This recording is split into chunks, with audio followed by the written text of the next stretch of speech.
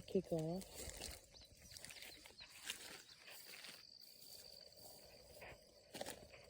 We've had tons of rain, but now it's kind of slacking off. So I'm really going to have to start making sure I get the water to them. And y'all, these blackberries, oh my goodness. It's the year of the berry. Because they've had a really good start. Look at all these. Oh my goodness. Look at that. Now let me show you the size of these mamba jambas. Look at these. Look. That's a big berry. All these on here are massive. Massive berries. I'm so excited. The only problem is I have to fight the kids. But I'm the early riser. Look at that, y'all. So I usually am the first one to get them. But when they come to the bowl that I'm bringing in and ask for one, there's no way I can deny that.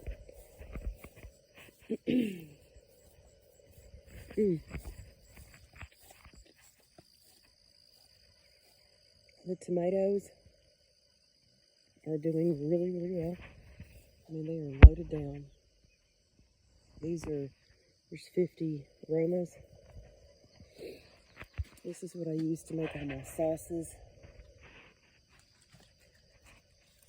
and stuff. And they are really, really, really, really doing excellent this year. I did already harvest my red onions, but I've got the white onions that are fixing to come up.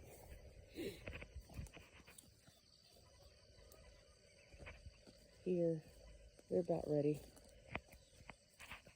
There's some that are pretty good size.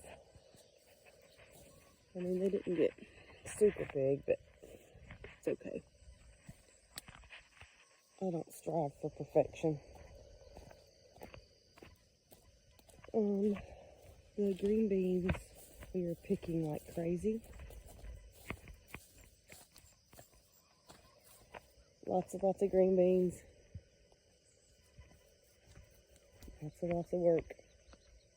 And lots of bees. My favorite part. The little tiny bumblebees and honeybees are all over them.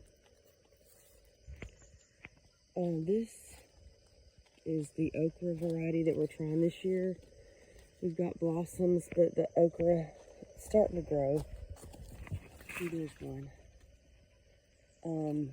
It's supposed to get like a foot long or 18 inches long. Alright, then in this tiny little tunnel, this separates the green beans, which by the way are rattlesnake beans is what we grow, and the hello bee, pickling cucumbers, and that's what this is. All these are pickling cucumbers. And the bees love it. Love those little yellow flowers. I mean, I don't know if you can hear it on the video, but it's literally humming with bees. I usually have my overalls on. I don't right now. I have shorts, but this is the row that's hardest because these squash plants are kind of pokey. Cucumber plants are pokey too. All these plants are pokey except for the green beans. So anyway, when you pick on this side, you might want to have long pants on because it'd be itchy on your legs. Alright, so on this side of the garden, that's the winter squash, and I had acorn squash and butternut squash growing. For some reason, the seeds on my acorn squash wouldn't germinate, and it might have been that I had an old seed packet. I don't know. So the only ones that came up are the butternut squash, and they are doing outstanding. There's probably 200 butternut squashes in here. I mean, we are going to be set. we don't eat a ton of butternut squash, but I put it back and save it for the pigs through the winter, or I can sell some at market. If you're a big butternut squash fan, hit me up because I'll have some at market. Toward the later part of the market anyway. They'll take a while to grow. But I'll give you a tip. And a lot of the Amish do this. When they make pumpkin pies, they use butternut squash. They don't even use pumpkins. They're super sweet. Great for pumpkin pies. So if you like to make pumpkin pie, or you've never made it and you want to try it this year from scratch, use the butternut squash. Okay, so there's the summer squash row, and they're getting close to being finished.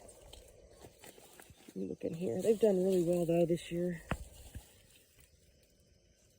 It's amazing. We've gone, because I don't spray, we don't put anything on these, and the squash vine borers will often get in your vine. See how down low, you can see they've already drilled in. But these plants have been extremely vigorous and have maintained despite the squash vine borer. And you can also eat the blossoms, by the way.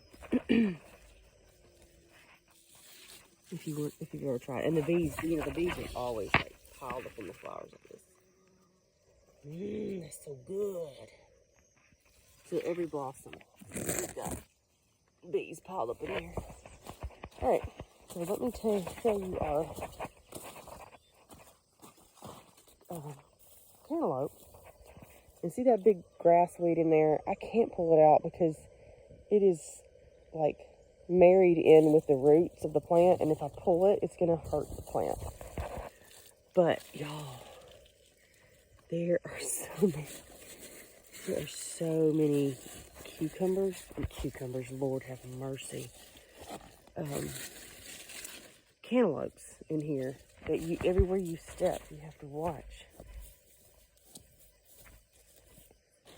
Look, just look at it. Look at it. Look. Do.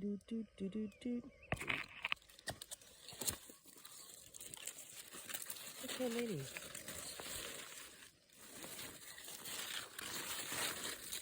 Look at it. I mean, they're just everywhere. I'm super excited. I've never had cantaloupes grow this prolifically. Ever. I mean, everywhere you look, they're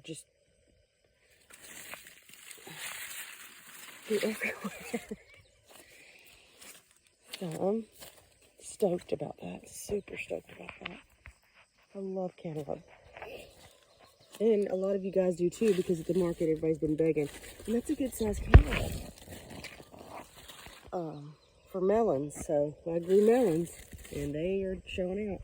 One thing we did do is in the wintertime, we fenced this off and let the chickens, actually to be honest with you, all last year we let the chickens on it because I took a break from gardening because Sam was in Maine. He took a contract in Maine last year and I knew I couldn't do it alone, so I didn't even attempt to do a big garden. I did a tiny little one in here, and so I fenced this off and just let the chickens be on it the whole year. And I think that's what made the difference, why they're doing so well. Look at those beautiful sunflowers. Okay. All right, so I've got a few pepper plants in here. They don't look so pretty, but they're making peppers. So, this is a Cherokee purple tomato that is loaded. I've got some that are turning. Lots of them in there. It's hard to see it on camera, but there's some big ones. And my pride and joy, my butterfly peas are taking off finally. It takes them a while. Look how beautiful. Look how beautiful. So this is going to vine up this trellis. Here's another one. There's another one. And load it down with beautiful flowers. These are Hillbillies, and they're a yellow, low acid tomato. They're just not doing too well. They look like one. But I do have a tomato on there, so. Bee balm. And the bees love it. I started those seeds this spring. My echinacea, I've had that for, this is their 3rd year being here. A dog who likes to join me in the garden. Hey, Zena, are you a good girl?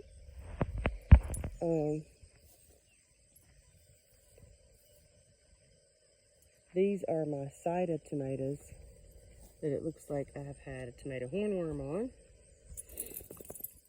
This tomato I haven't grown in a few years, but I really, really like it. They are cute, cute, cute, little tiny egg-shaped pink. And they don't even get real red, they get pink. It's just the type of tomato that they are. What I like these for is, wow, this looks dead. I make sun-dried tomatoes with these. I slice them up, dehydrate them, and make a sun-dried tomato. I love them. They're good, they're cute, and they're easy to grow and very prolific. And this is my blue salvia sage or something. Let me see. Salvia Cirrus blue sage. And it's just so beautiful. I started those seeds this year too. I think that pretty much covers everything we've got going this year. I'm gonna hit my tomatoes with some water because we haven't had rain in about 5-7 days, and we're fixing to go camping, and we're not going to get any more rain for the next few days, so I'm going to give them a little bit of water so they don't get dehydrated. All right, you guys, I hope y'all have a wonderful 4th of July and enjoy your families and stay safe.